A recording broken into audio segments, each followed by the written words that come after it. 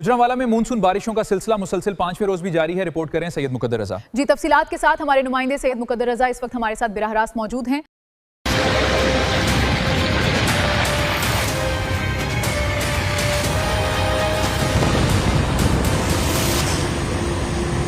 جی بالکل، گوجرانوالا میں مونسون بارشوں کا سلسلہ مسلسل 5ویں روز بھی جاری ہے کہ جس کے باعث شہر کے بیشتر علاقے زیر آب آ چکے ہیں۔ مسلسل موسلادھار بارش نے معمولات زندگی بری طرح متاثر کر دی ہے۔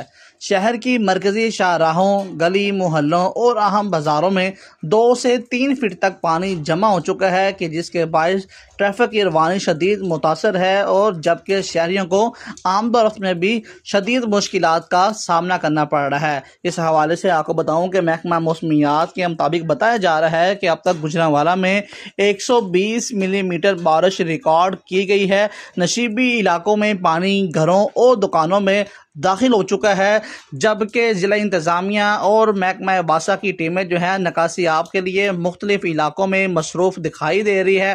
مشینری کے ساتھ پانی جو ہے وہ نکالا جا رہا ہے۔ کئی دکاندار ایسے حضرات ہیں کہ جن کا یہ کہنا ہے کہ بارش کی وجہ سے ان کا لاکھوں روپے کا مال جو ہے وہ خراب ہو چکا ہے۔